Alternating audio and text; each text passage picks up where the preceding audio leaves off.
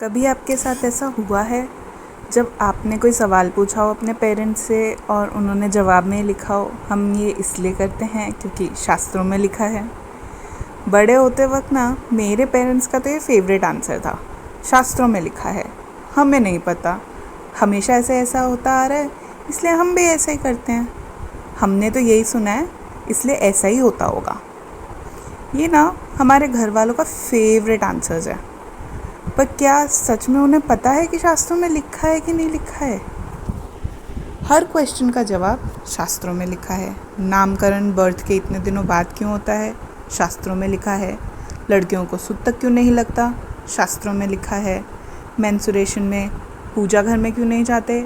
शास्त्रों में लिखा है। वगैरह वगैरह वगैरह। अब तो ये हो गया है कि अगर मैं ये भी पूछूँ ना आज मौसम इतना ख़राब क्यों है, तब भी जवाब यही मिलेगा, शास्त्रों में लिखा है। एक सवाल तो मेरा भी है, अगर शास्त्रों में लिखा है तो पढ़ा भी है किसी ने कि बस बोल दिया लिखा है? बहुत टाइम से, और मैं सेंचुरीज़ की बात कर रही हूँ, शास्त्रों और रिलीजन को लोगों ने, इन्वेडर्स ने, हमारे खुद के घर वालों ने ना बिना उन्हें समझे तोड़ मरोड़ दिया अपने सहूलियत के हिसाब से। और हम या हमारे पेरेंट्स जिन्होंने कभी एक्चुअली कवर्स तक नहीं देखे उन बुक्स के, वो इतने गलिबल है कि सबकी बातों में भी आ जाते हैं कि हमेशा से ऐसा होता आ रहा है तो लिखा ही होगा, कारण तो हमने पूछा नहीं। और जब हम पूछते हैं तो हमारे पेरेंट्स ने नहीं पूछा होता, इसलिए कारण क्या था किसी को भी नहीं पता।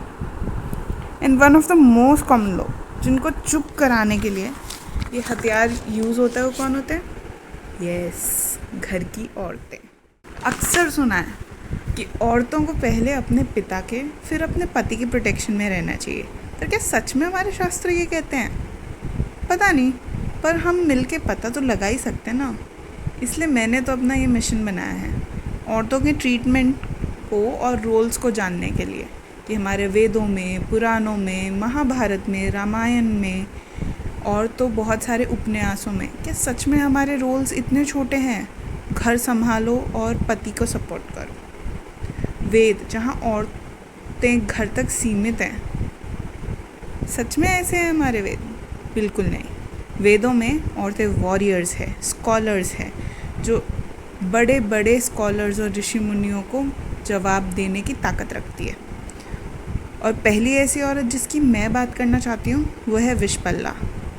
ऋग्वेद में जिसका जिक्र है काफ़ी सारे हाइम्स में है, पहले मंडल में, जिसको कुछ भी रोक नहीं सकता था अपने बैटल कंप्लीट करने से। वो इतनी टेनेशियस थी कि जब वो इंजर हो गई थी एक बैटल में, इतनी इंजर हो गई थी कि वो खड़ी नहीं हो पा रही थी, उनका पाँव इतनी गंदी तरह से टूट गया था बोल सकते हैं, या ख़राब हो गया था। तो उन्होंने अश्विनी कुमार को प्रे किया कि कृपया मेरी हेल्प कीजिए ताकि मैं अपनी बैटल या जो वॉर लड़ रही थी उसे कंप्लीट कर सके, उसे जीत सके।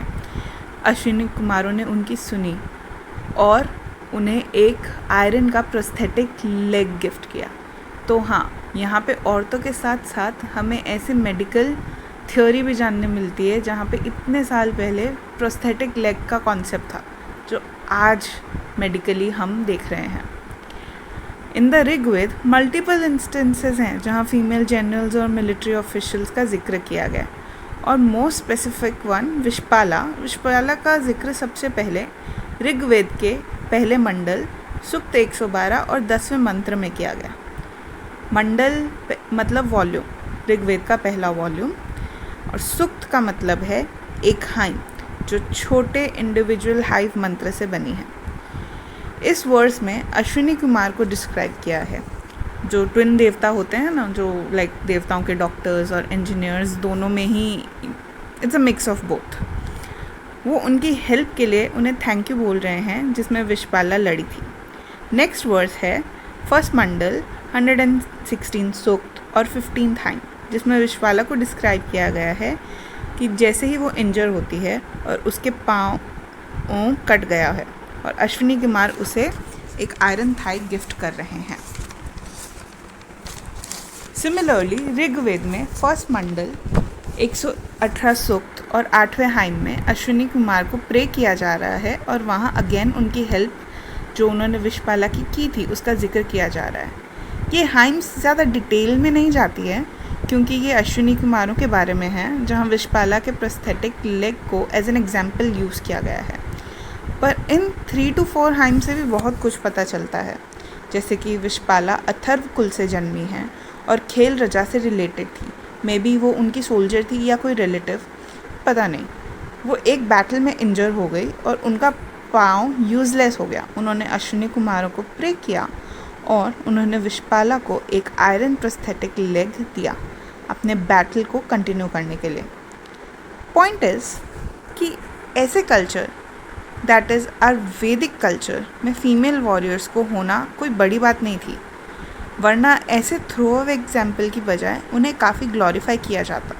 जैसे अब हम छोटी छोटी मूवीज़ में छोटे छोटे सीन्स को गिन चुन के पिक करते हैं अपने आप को सेटिस्फाई करने के लिए कि चलो फीमेल्स के रोल्स भी अच्छे होते हैं, पर नहीं, वो उन्होंने सिर्फ एग्जाम्पल की तरह बताया कि उनका भी तो पाँव ठीक किया था, ये हुआ था। और ऐसे कई एग्जाम्पल है, सिर्फ ऋग्वेद में नहीं। प्रॉब्लम तो ये है कि इतने हज़ारों सालों के हैं हमारे शास्त्र उपन्यास, उनका सेम रहना इट्स नॉट पॉसिबल। और इतने इन्वेडर्स आए, अफ़गान्स, मुगल्स, ब्रिटिश, जिन्होंने अपने एडवांटेज के लिए इन्हें बहुत तोड़ा मरोड़ा है, अपने हिसाब से उन्हें बताया गया है।